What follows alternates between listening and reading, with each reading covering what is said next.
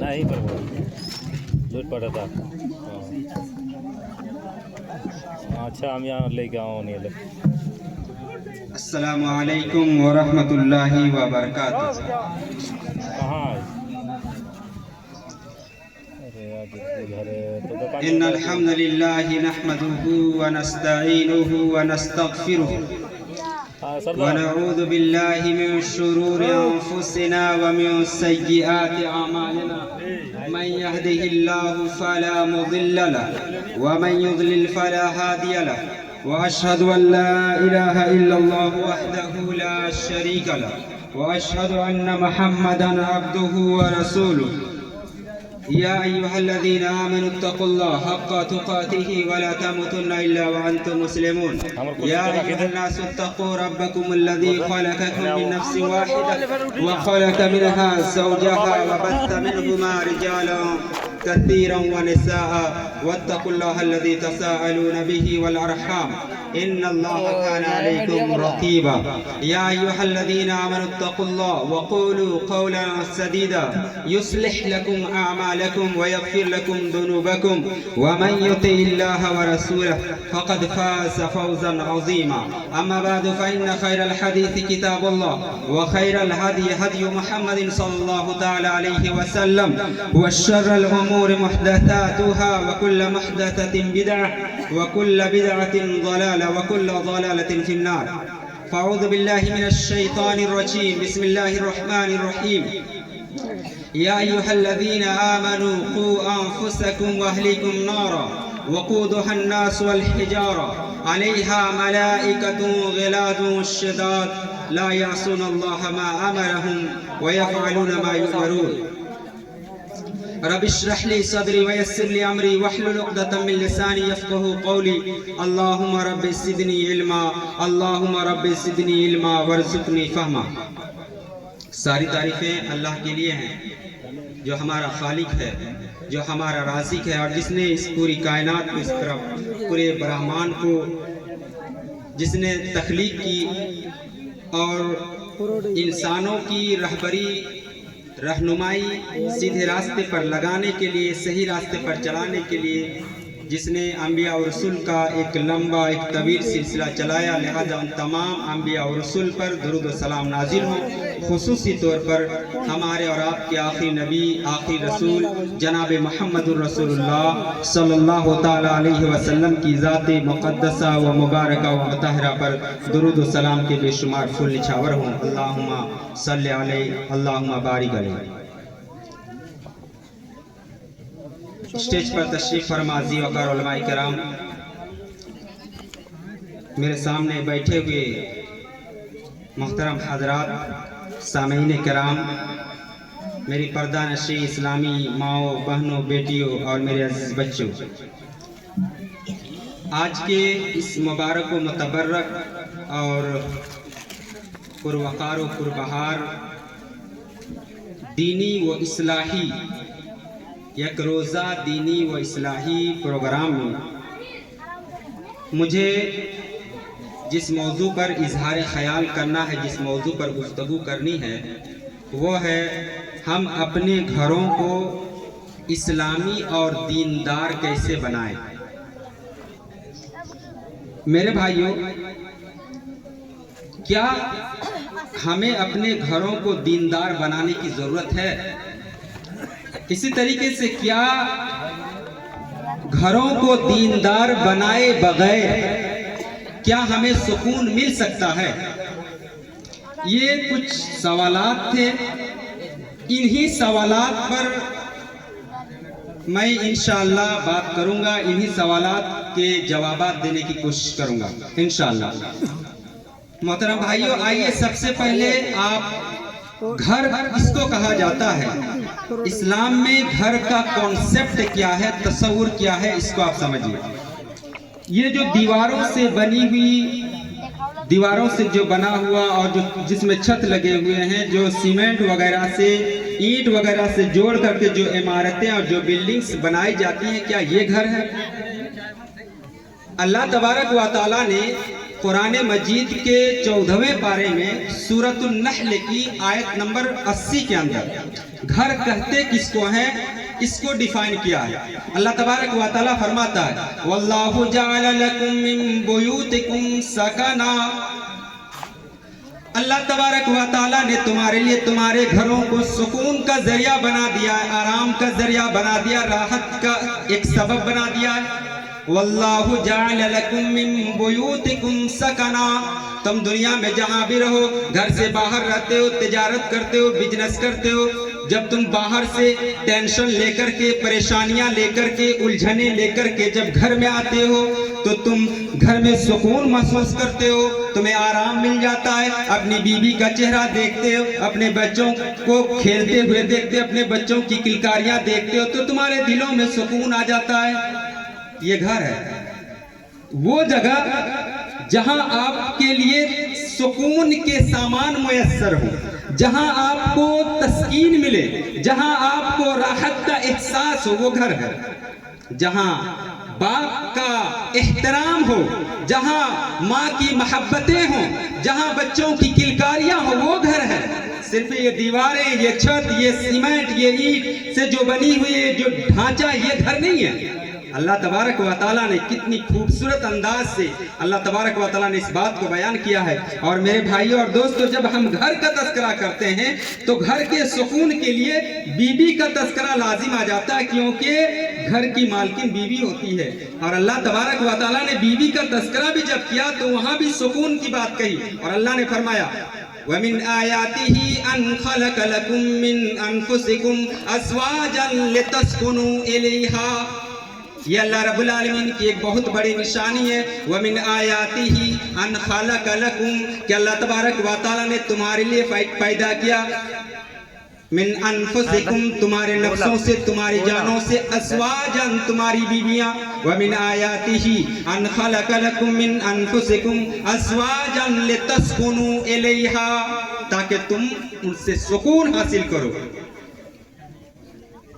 وَجَعَلَ بَيْنَكُمْ مَوَدَّةً وَرَحْمَةً، اور اللہ تبارک و تعالیٰ نے تمہارے درمیان محبت، الفت، مودت اور رحمت رکھ دی ہے۔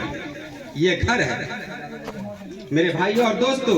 ایک حدیث کے اندر اللہ کے نبی جناب محمد رسول اللہ صلی اللہ علیہ وسلم نے یہ بیان کیا کہ اگر آپ کو گھر میں اطمینان و سکون ملتا ہے تو یہ دنیا جہان کی سب سے بڑی نعمت ہے۔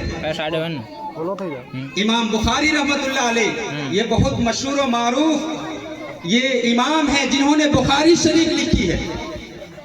اور میرے بھائیوں اور دوستو، ان کی ایک اور کتاب ہے جس کتاب کا نام ہے الادب المفرد۔ اس کتاب کے اندر انہوں نے ایک حدیث لائی جس کے راوی حضرت سلمہ بن عبید اللہ بن محزن خاتمی رضی اللہ تعالیٰ عنہ ہیں۔ وہ کہتے ہیں کہ اللہ کے نبی جناب محمد رسول اللہ صلی اللہ علیہ وسلم نے فرمایا من اصبح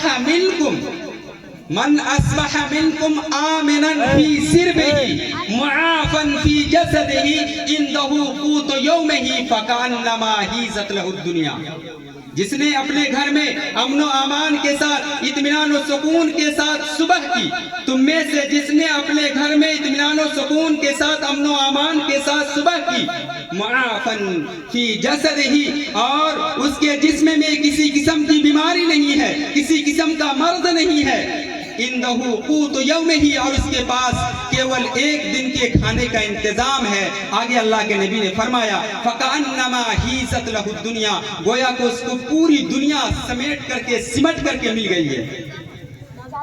یہ گھر ہے۔ اسی طریقے سے اللہ کے نبی جناب محمد رسول اللہ صلی اللہ علیہ وسلم نے ایک اور حدیث کے اندر فرمایا کہ اگر اللہ نے آپ کو گھر جیسی دولت سے نوازا ہے، گھر جیسی نعمت آپ کو اگر میسر ہے تو آپ بڑے خوش نصیب ہیں، آپ بڑے ذہن نصیب ہیں۔ آپ اللہ کا شکر ادا کریں کہ آپ کو سر چھپانے کے لیے چھت میسر ہے، چھت ملی ہوئی ہے۔ اللہ کے رسول نے فرمایا اربع من السعادہ، چار چیزیں خوش بختی کے ذمے میں آتی ہیں، یا چار چیزیں اگر کسی کو ملی ہوئی ہیں تو یقیناً بہت ہی خوش نصیب انسان ہے، وہ ذہن نصیب انسان ہے، وہ خوش بخت ہے۔ اللہ کے نبی صلی اللہ علیہ وسلم نے آگے فرمایا المرأۃ الصالحہ، اگر اللہ نے آپ کو نیک بیوی سے نوازا ہے، اگر آپ کی لائف پارٹنر، اگر آپ کی رفیقہ حیات، اگر آپ کی بیوی نیک ہے، صالح ہے، باحیا ہے، باادب ہے، تو آپ اللہ کا شکر ادا کریں، آپ کو ایک بہت بڑی دولت ملی ہوئی ہے۔ آگے اللہ کے نبی نے فرمایا المسکن الواسع، اور دوسری چیز ہے کشادہ گھر۔ اگر اللہ نے آپ کو گھر سے نوازا ہے، اگر اللہ نے آپ کو گھر جیسی دولت عطا کی ہے، تو آپ اللہ کا شکر ادا کریں اور آپ اپنے آپ کو خوش نصیب سمجھیں۔ آگے پھر اللہ کے نبی نے فرمایا الجار الصالح، اگر آپ کا پڑوسی جہاں پر آپ رہتے ہیں، آپ کا پڑوسی اگر نیک ہے، اگر اس کی طرف سے آپ کو کسی قسم کی تکلیف نہیں ملتی، اگر آپ کو اس کی طرف سے کسی قسم کی شکایت نہیں ہے، کوئی شکوہ نہیں ہے، تو آپ اللہ کا شکر ادا کریں۔ آپ بڑے خوش نصیب ہیں کہ اتنا اچھا آپ کو پڑوسی ملا، اتنا اچھا آپ کو نیبر ملا ہے۔ آگے اللہ کے نبی نے فرمایا المرکب الحنی، اور اگر آپ کے پاس آرام دہ سواری ہے، اگر آپ کہیں جاتے ہیں اس کے لیے آپ کے پاس سواری میسر ہے، تو آپ اللہ کا شکر ادا کریں۔ یہ چار چیزیں ہیں، اگر یہ چار چیزیں آپ کے پاس ہیں تو آپ اپنے آپ کو خوش نصیب سمجھیے۔ اگر آپ کو نیک بیوی ملی ہوئی ہے، اگر آپ کو کوشادہ گھر ملا ہوا ہے، اگر آپ کا پڑوسی اچھا ہے، آپ کو تکلیف نہیں دیتا ہے، اور اگر آپ کو آرام دہ اور آپ کو آرام دہ اگر سواری ملی ہوئی ہے، تو اللہ کا شکر ادا کریں۔ میرے بھائیو اور دوستو، گھر ایک انسان کی عزت کے لیے ایک محفوظ قلعہ کی حیثیت رکھتا ہے۔ گھر ایک محفوظ قلعہ ہے، اسی لیے اللہ تبارک و تعالیٰ نے عورتوں سے مخاطب کرتے ہوئے فرمایا وَقَرْنَ فِي بُيُوتِكُنَّ وَلَا تَبَرَّجْنَ تَبَرُّجَ الْجَاهِلِيَّةِ الْأُولَىٰ، اے اسلام کی بیٹیوں، تم اپنے گھروں میں ٹکی رہو، اپنے گھروں میں رہو۔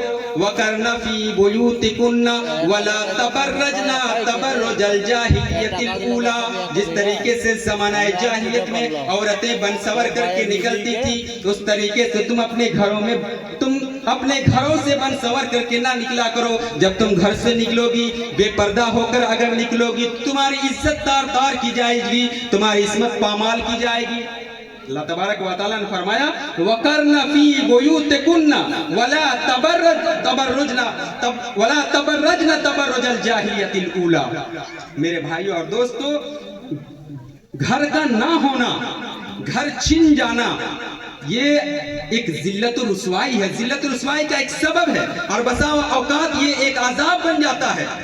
جیسا کہ اللہ تبارک و تعالیٰ نے بنی نذیر کے بارے میں جب تذکرہ کیا سورۃ الحشر کے اندر، ایک سورہ ہے سورۃ الحشر، آپ کو معلوم ہونا چاہیے کہ مدینے کے اطراف و جوانب میں، مدینے کے اطراف و اکناف میں 3 مشہور قبائل بستے تھے جو یہودی قبائل تھے۔ ایک بنی قینوقا تھا، دوسرا بنی نذیر، اور تیسرا بنی قریظہ۔ ان لوگوں کی عہد شکنی کی وجہ سے ان لوگوں نے نبی کریم صلی اللہ علیہ وسلم سے میثاق مدینہ کیا تھا، ان لوگوں نے عہد کیا تھا، امن کا عہد کیا گیا تھا، لیکن ان لوگوں نے جب ان کو موقع ملا، ان لوگوں نے نبی کریم صلی اللہ علیہ وسلم کی مخالفت کی، عہد شکنی کی، وعدے کو توڑا، اور انجام بہت ہی خطرناک ہوا۔ بنی قینوقا کو سب سے پہلے نکال دیا گیا مدینے سے، اور بنی کو ان کے بارے میں بہت تفصیل میں میں جانا نہیں چاہتا۔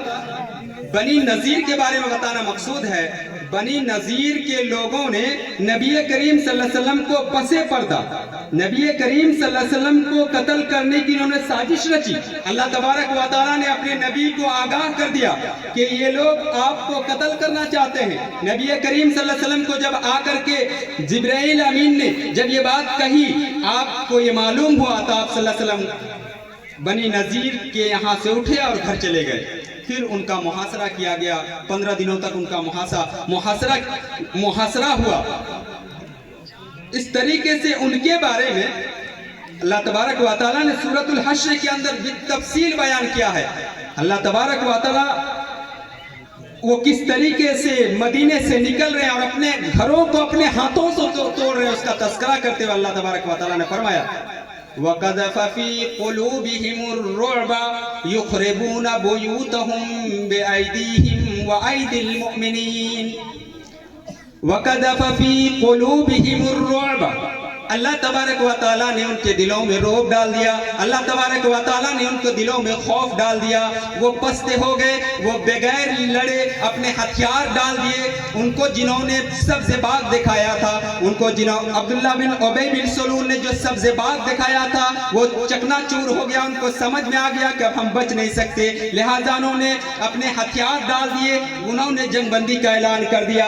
وَقَذَفَ فِي قُلُوبِهِمُ الرُّعْبَ، کیونکہ اللہ تبارک و تعالیٰ نے ان کے دلوں میں رعب و دبدبہ ڈال دیا تھا، اللہ تبارک و تعالیٰ نے ان کے دلوں میں ہیبت ڈال دی تھی، ان کے دلوں میں خوف اور ہراس گھس گیا تھا۔ وَقَذَفَ فِي قُلُوبِهِمُ الرُّعْبَ يُخْرِبُونَ بُيُوتَهُمْ، وہ اپنے ہی گھروں کو جن کو بڑی محنت سے انہوں نے بنایا تھا، اپنے ہی گھروں کو وہ اپنے ہاتھوں سے توڑنے لگے۔ اور وَأَيْدِي الْمُؤْمِنِينَ، اور مومنین بھی ان کو ساتھ دے رہے تھے، مومنین بھی ان کے گھروں کو توڑ رہے تھے۔ اس طریقے سے انہوں نے اپنے گھروں کی کھڑکیاں، اپنے گھروں کے دروازے اور دروازوں پر لگے ہوئے گھروں میں لگے ہوئے دروازوں کو بھی انہوں نے اکھاڑ کر کے لے کے چلے گئے۔ یہ عذاب تھا ان کے لیے، یہ ہے گھر۔ دوسرا سوال تھا، کیا ہمیں اپنے گھروں کو دیندار بنانے کی ضرورت ہے؟ اس کا جواب سب کوئی جانتا ہے، بہت ہی سمپل ہے، بہت ہی ایزی ہے۔ جی ہاں، بغیر اپنے گھروں کو بغیر دیندار بنائے کوئی چارہ کار نہیں ہے، کیونکہ دیندار کے بغیر نہ ہماری دنیا سنور سکتی ہے نہ آخرت سنور سکتی ہے۔ اسی لیے اللہ تبارک و تعالیٰ نے فرمایا، یا ایھا الذین آمنوا اتقوا اللہ، اے لوگو، یا ایھا الذین آمنوا اتقوا اللہ، اے ایمان والو اللہ سے ڈرو، ولا تموتن الا وانتم مسلمون، اور تمہیں اس وقت تک موت نہ آئے، ولا تموتن الا وانتم مسلمون، یہاں تک کہ تم مسلمان نہ ہو جاؤ، یعنی تمہارے دلوں میں اسلام رہتے ہوئے تم اس دنیا سے جانا۔ دیندار بنانا اپنے گھروں کو، یہ سب سے اہم اور بہت ہی امپورٹنٹ چیز ہے، اس کے بغیر کوئی چارہ نہیں ہے۔ میرے بھائیوں، یہ دینداری ہی تھی جس نے وہ لوگ جو بدو کہلایا کرتے تھے، جن کی کوئی حیثیت نہیں تھی، جب اسلام کی شعائیں پھوٹی، جب اسلام آیا اور اللہ کے نبی صلی اللہ علیہ وسلم کے وہ ساتھی جن کو صحابیت کا شرف حاصل ہوا، انہوں نے دینداری اختیار کی، دین کو اپنا اوڑھنا اور بچھونا بنایا، اسی لیے وہ اوج ثریا پر پہنچ گئے، پوری دنیا میں ان کا ڈنکا بجا۔ یہ دینداری کا نتیجہ تھا، یہ دینداری کا ثمرہ تھا۔ اسی لیے اگر ہم مسلمان ہیں اور اپنے آپ کو مسلمان کہتے ہیں تو ہمارے اندر دینداری آنی چاہیے۔ بغیر دینداری آئے، بغیر اپنے گھروں کو اسلامی رنگ میں رنگے، ہم اپنے آپ کو مسلمان نہیں کر سکتے، ہم اپنے گھروں کو اسلامی گھر نہیں کر سکتے۔ میرے بھائی اور دوستو، تیسرا سوال یہ کہ ہم اپنے گھروں کو دیندار کیسے بنائیں؟ تو اپنے گھروں کو دیندار بنانے کے لیے اپنے آپ جو رفیقہ حیات کا اختیار کر رہے ہیں، جس کو آپ اپنی لائف پارٹنر بنانے جا رہے ہیں، اس کا دیندار ہونا ضروری ہے۔ اسی لیے اللہ کے نبی جناب محمد رسول اللہ صلی اللہ علیہ وسلم نے فرمایا، تنکح المرأة لأربع، لمالها ولحسبها ولجمالها ولدینها فاظفر بذات الدین۔ عمومی طور پر کسی بھی لڑکی کی شادی 4 چیزوں کی بنیاد پر ہوتی ہے۔ جب کسی کو پیغام نکاح دیا جاتا ہے تو عمومی طور پر لوگ 4 چیزیں دیکھتے ہیں۔ تنکح المرأة لأربع لمالها، سب سے پہلے انسان کی نظر اس کی مالداری پر جاتی ہے، پراپرٹی پر جاتی ہے، بینک بیلنس پر جاتا ہے، لمالها ولحسبها۔ اور کچھ لوگ ایسے ہوتے ہیں جو حسب و نسب کو دیکھتے ہیں، خاندان کو فوقیت دیتے ہیں، وَلِجَمَالِهَا، اور کچھ لوگ خوبصورتی کے دیوانے ہوتے ہیں، حسن و جمال کے پیچھے بھاگتے ہیں، وَلِدِينِهَا، البتہ میری امت کی یہ پہچان ہے، میری امت کی یہ شان اور نشانی ہے کہ وہ دینداری کا انتخاب کرتے ہیں۔ فَاظْفَرْ بِذَاتِ الدِّينِ۔ آگے اللہ کے نبی نے فرمایا اے لوگو دیندار لڑکی سے شادی کر کے اپنے آپ کو کامیاب بنا لو، کیونکہ اگر تم نے بے دین لڑکی سے شادی کی تو تمہارا گھر بھی بے دین ہو جائے گا۔ اور یہ بات آپ کو معلوم ہونی چاہیے کہ اللہ کے نبی صلی اللہ علیہ وسلم نے ایک حدیث کے اندر نیک بیوی کو دنیا جہاں کے تمام اشیاء میں، دنیا کی تمام چیزوں میں سب سے بہترین متاع، سب سے بہترین شے، سب سے بہترین چیز قرار دیا ہے۔ اللہ کے نبی نے فرمایا الدنیا کلھا متاع وخیر متاع الدنیا المرأۃ الصالحہ۔ دنیا اور دنیا کی تمام چیزیں فائدہ اٹھانے والی ہیں۔ الدنیا کلھا متاع وخیر متاع الدنیا المرأۃ الصالحہ۔ اور دنیا کی تمام چیزوں میں سب سے بہترین متاع، سب سے اچھی چیز اگر کوئی چیز ہے تو وہ آپ کی نیک بیوی ہے۔ میرے بھائی اور دوستو، ایک حدیث کے اندر، ایک دوسری حدیث کے اندر آگے بڑھیا، اور ایک دوسری حدیث جو نبی کریم صلی اللہ علیہ وسلم نے فرمائی، اللہ کے نبی صلی اللہ علیہ وسلم فرماتے لِيَتَّخِذْ أَحَدُكُمْ قَلْبًا شَاكِرًا وَلِسَانًا ذَاكِرًا وَزَوْجَةً مُؤْمِنَةً تُعِينُهُ عَلَى أَمْرِ الْآخِرَةِ۔ اے مسلمانوں، اے لوگو، اپنے دل کو شکر گزار دل بنا لو۔ لِيَتَّخِذْ أَحَدُكُمْ قَلْبًا شَاكِرًا، اپنے دل کو شکر گزار دل بنا لو۔ وَلِسَانًا ذَاكِرًا، اور اپنی زبان کو ذکر کرنے والی زبان بنا لو، اور نیک بیوی کا انتخاب کرو۔ وَزَوْجَةً مُؤْمِنَةً تُعِينُهُ عَلَى أَمْرِ الْآخِرَةِ، ایک ایسی بیوی کا انتخاب کرو، ایک ایسے ہمسفر کا انتخاب کرو جو تمہیں آخرت کے معاملات میں، آخرت کے امور میں تمہاری مددگار ہو۔ اور سب سے بہترین عورت، سب سے بہترین بیوی وہی ہے جو صرف دنیا میں آپ کی مددگار نہ ہو، دنیا کی معاملات میں آپ کا ساتھ نہ چلے، دنیا کی معاملات میں آپ کے قدم سے قدم چلتی ہے لیکن آخرت کو بھلا دیتی، وہ اچھی نہیں ہے۔ بلکہ دنیا کے ساتھ ساتھ وہ آپ کو آخرت یاد دلاتی ہو، آپ کو آخرت کے بارے میں آگاہ کرتی ہو، آپ کی نماز چھوٹتی ہے تو وہ متنبہ کرتی ہو۔ زوجۃ مؤمنۃ تعینہ علی امر الآخرہ، آخرت کے معاملات میں جو آپ کی مددگار ہو، ایسی بیوی کا، ایسی نیک بیوی کا انتخاب کریں۔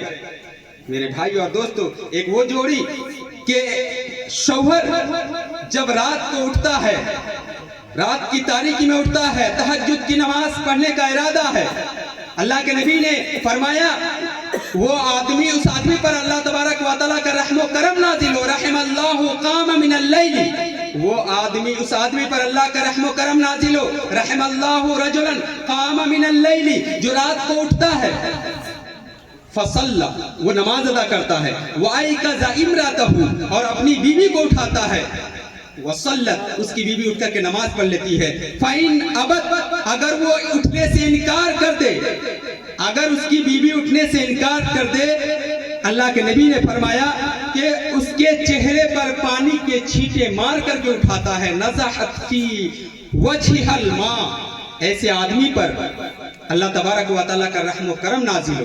ہم میں سے کون ہے جو یہ ہمت کر سکتا ہے کہ اپنی سوئی ہوئی بیوی کے چہرے پر پانی ڈال کر کے اس کو اٹھائے، چلو نماز پڑھو، وہ بھی رات کی تاریکی میں، رات کے اندھیرے میں تہجد کی نماز ادا کرنے کے لیے اس کو اٹھانے کی کسی کے اندر ہمت نہیں ہوگی۔ اللہ کے نبی نے فرمایا اس آدمی پر اللہ کا رحم و کرم ہو جو رات کو اٹھتا ہے، وہ نماز خود پڑھتا ہے، وہ صرف اکیلا نماز نہیں پڑھتا بلکہ اپنی بیوی کو بھی اٹھاتا ہے، اور اگر وہ اٹھنے سے انکار کر دے تو اس کے چہرے پر پانی کے چھینٹے مار کر کے اٹھاتا ہے، پھر اس کو نماز پڑھاتا ہے۔ اسی طریقے سے اللہ کے نبی صلی اللہ علیہ وسلم نے اسی حدیث کے آگے ٹکڑے میں فرمایا اس عورت پر بھی اللہ کا رحم و کرم نازل ہو جو اٹھتی ہے، قامت من اللیل، رات کو اٹھتی ہے، فصلت، وہ نماز ادا کرتی ہے، وَأَيْقَظَتْ زَوْجَهَا، اور اپنے شوہر کو اٹھاتی ہے، فصلہ، اگر وہ اٹھ کر کے نماز ادا کر لے الحمدللہ، اگر وہ انکار کر دے، فَإِنْ أَبَى، اگر وہ اٹھنے سے انکار کر دے، نَزَحَتْ فِي وَجْهِهِ الْمَاءُ، تو وہ کیا کرتی ہے، اپنے شوہر کے چہرے پر پانی کی چھینٹیں مارتی ہے اور اس کو اٹھاتی ہے۔ اللہ کے نبی صلی اللہ علیہ وسلم نے ایسے جوڑے کی تعریف کی اور آپ نے کہا کہ ان پر اللہ کا رحم و کرم نازل ہے۔ میرے بھائی اور دوستو، ہم اگر چاہتے ہیں کہ اپنے گھروں کو اسلامی رنگ میں رنگیں، اگر ہم چاہتے ہیں کہ اپنے گھروں میں اسلام کی شعائیں پھوٹے، اگر ہم یہ چاہتے ہیں کہ کوئی جب ہمارے گھر کو دیکھے، ہمارے گھر پر کسی کی نگاہ پڑے تو وہ اپنے دل سے یہ بات اقرار کرے کہ یقینی طور پر یہ مسلمان کا گھر ہے، اگر ہم یہ چاہتے ہیں تو پھر ہمیں نماز ادا کرنی ہوگی، نماز کا قیام کرنا ہوگا۔ میرے بھائیوں، ایک بہت ہی اہم بات آپ کو بتا دوں کہ آپ قرآن پڑھ لیجئے، قرآن مجید پڑھ لیجئے۔ قرآن مجید کے اندر نماز پڑھنے کا تذکرہ بے شمار مقامات پر کیا گیا ہے، اور ہر جگہ اللہ تبارک و تعالیٰ نے قیام صلاۃ کا تذکرہ کیا، نماز کو قائم کرنے کی بات کہی ہے، یعنی وقت پر پابندی کے ساتھ جس طریقے سے نبی نے آپ کو بتایا انہی اصول و ضوابط کو فالو کرتے ہوئے آپ نماز ادا کریں۔ یہ اقامت صلاۃ ہے، نماز کو قائم کریں۔ نماز کو قائم کرنے کے لیے اللہ تبارک و تعالیٰ نے حکم کرتے ہوئے فرمایا وَأَمُرْ أَهْلَكَ بِالصَّلَاةِ وَاصْطَبِرْ عَلَيْهَا، اپنے اہل و عیال کو، اپنے بال بچوں کو، اپنی فیملی کو، اپنے رشتہ داروں کو نماز کا حکم کرو اور خود بھی اس پر ڈٹے رہو، خود بھی نماز قائم کرو اور اس پر خود بھی نماز قائم کرو، اور اپنے اولاد کو، اپنے بال بچوں کو، اپنے اہل و عیال کو بھی نماز کا حکم دو۔ یہ ایک مسلمان کی پہچان ہے۔ آپ اگر صرف نماز اکیلا پڑھ لیتے ہیں مسجد میں جا کر کے، اور آپ کا بیٹا، آپ کی بیٹیاں، آپ کے گھر والے، آپ کی بیوی نماز نہیں ادا کرتی، اس کا مطلب یہ ہے کہ آپ اپنی نماز میں مخلص نہیں ہیں۔ آپ کے دل میں اپنی اولاد کے تعلق سے، اپنے اہل و عیال کے تعلق سے درد نہیں ہے، کیونکہ وہ جہنم، ان کے قدم، ان کے اقدام جہنم کی طرف بڑھ رہے ہیں۔ اسی لیے اللہ تبارک و تعالیٰ نے جو آیت کریمہ میں نے شروع میں خطبہ مسنونہ کے بعد بیان کی تھی، یا ایھا الذین آمنوا قوا انفسکم واہلیکم نارا، صرف اپنے آپ کو جہنم سے نہیں بچانا بلکہ اپنے اہل و عیال کو بھی جہنم کی آگ سے بچانا ہے۔ جس طریقے سے آپ کو اپنے آپ کو جہنم کی آگ سے بچانے کی فکر ہے، اتنی ہی فکر آپ کو اپنی اولاد کے تعلق سے، اپنی بیوی کے تعلق سے، اپنے ماں باپ کے تعلق سے، اپنی فیملی کے تعلق سے، اپنے رشتہ داروں کے تعلق سے بھی اتنی ہی فکر ہونی چاہیے۔ اگر فکر نہیں ہے تو اس کا مطلب یہ ہے کہ آپ اپنے رشتہ داروں کے ساتھ، اپنی فیملی کے ساتھ آپ مخلص نہیں ہیں۔ اللہ تبارک و تعالیٰ نے آگے فرمایا قوا انفسکم واہلیکم نارا وقودھا الناس والحجارہ، وہ لوگوں اپنے آپ کو اور اپنے اہل و عیال کو جہنم کی اس آگ سے بچا لو جس آگ کا ایندھن انسان بننے والے ہیں اور پتھر بننے والے ہیں، یعنی وہ آگ انسانوں سے سلگائی جائے گی، وہ آگ انسانوں سے سلگائی جائے گی۔ وہ کیسی آگ ہوگی؟ وہ آگ پتھروں سے سلگائی جائے گی۔ ذرا آپ تصور کریں کہ وہ آگ کیسی ہوگی۔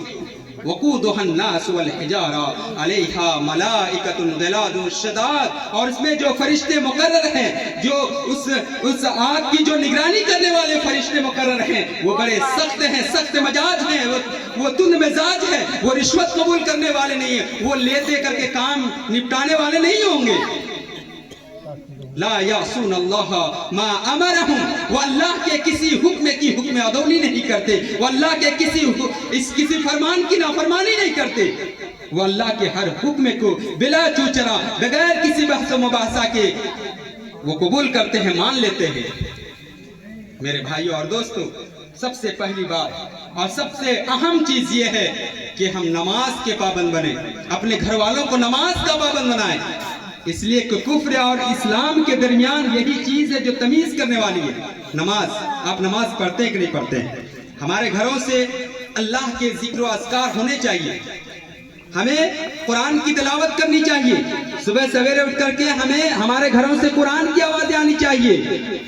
جب آپ راستوں سے گزریں، راستے سے جب آپ گزرتے ہیں، یا آپ نے سنا ہوگا کہ جب بھی آپ کا راستے سے گزر ہوگا تو کبھی بھی شاذ و نادر ہی کسی کے گھر سے قرآن کی آیات کی تلاوت آپ کو سننے کو ملے گی۔ البتہ آپ کو گانوں کی آوازیں آئیں گی، میوزک بجتے ہوئے آپ کو سننے ملے گا۔ اللہ تبارک و تعالیٰ نے فرمایا، اے لوگو، ان چیزوں میں تمہارے لیے تسکین نہیں ہے، یہ تمہارے لیے سامان تسکین نہیں ہے۔ الا بذکر اللہ تطمئن القلوب، وہ لوگ اگر اپنے دلوں میں اطمینان لانا چاہتے ہو، اگر اپنے دلوں کو پرسکون بنانا چاہتے ہو، اگر تم حقیقی اطمینان چاہتے ہو تو اللہ کا ذکر و اذکار کرو، اللہ کو یاد کرو۔ اللہ کے ذکر و اذکار میں، اللہ کی حمد و ثنا میں، اللہ کی تحمیدات و تقدیسات پیش کرنے میں آپ کو سکون ملے گا۔ یہ آپ کے لیے ایسے سامان ہیں جو آپ کو تسکین پہنچائیں گے، آپ کو سکون پہنچائیں گے، آپ کا دل بالکل پرسکون ہو جائے گا۔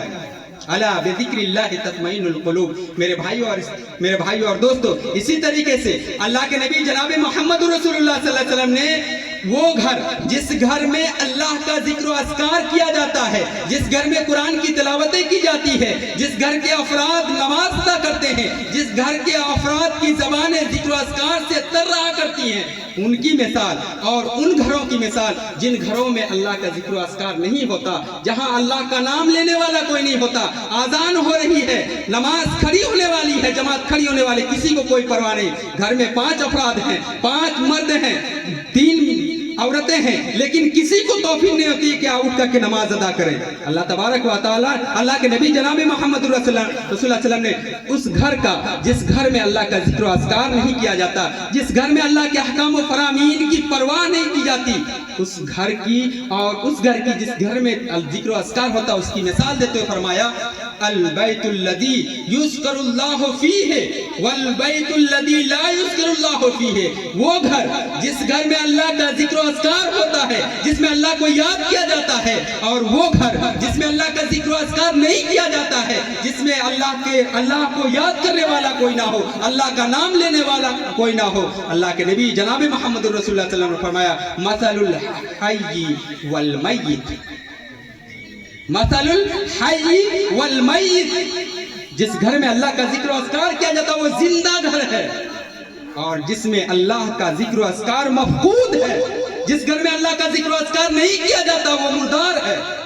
کتنی جامع مثال آپ صلی اللہ علیہ وسلم نے دی ہے۔ وہ گھر جس میں اللہ کا ذکر و اذکار ہوتا ہے، وہ گھر اللہ کی نگاہ میں، رسول کی نگاہ میں وہ زندہ ہے، اور وہ گھر جس میں اللہ کا ذکر و اذکار نہیں ہوتا وہ گھر مردہ ہے۔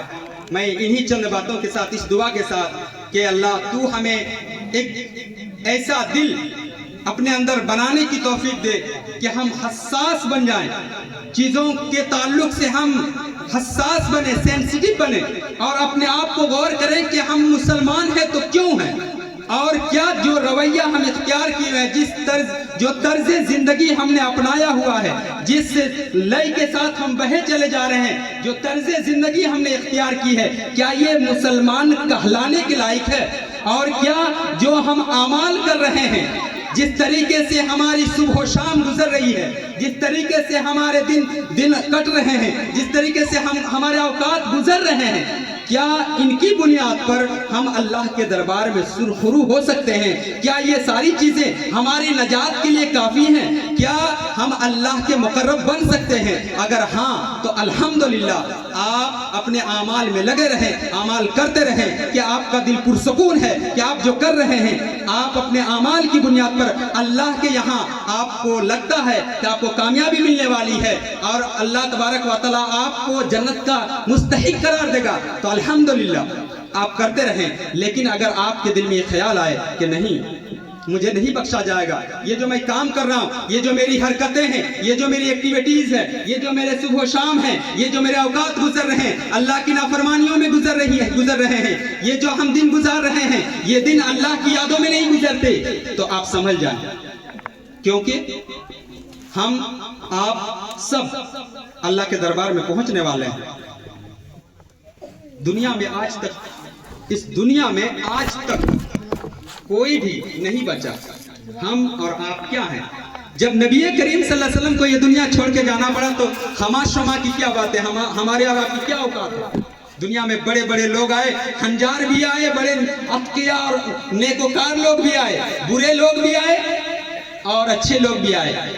نہ اچھے لوگ دنیا میں رہے اور نہ ہی برے لوگ دنیا میں رہے، ہم سب کو جانا ہے، یہی اس دنیا کی ریت ہے، یہی رواج ہے۔ میں آخر میں اللہ تعالیٰ سے دعا کرتا ہوں کہ اللہ جب تک ہم دنیا میں رہیں ایمان کے ساتھ، اسلام کے ساتھ، اسلام اور ایمان کے اراکین اور اس کے احکام اور ان کے جو لوازمات ہیں، جو اراکین ہیں، ان پر ہم عمل کرتے ہیں، جو احکامات ہم پر عائد کیے گئے ہیں، جس کے ہم مکلف بنائے گئے ہیں، ہم ان کو بجا لاتے رہیں۔ جب ہمارا خاتمہ ہو تو خاتمہ بالخیر ہو۔ وما علینا الا البلاغ۔ السلام علیکم ورحمۃ اللہ وبرکاتہ۔